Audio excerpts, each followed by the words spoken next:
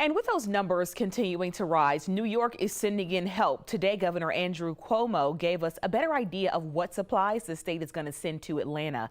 The state is sending 7,500 of each of the following: test kits, gloves, gowns, masks, and face shields, plus styrofoam coolers and more than 1,200 gallons of hand sanitizer.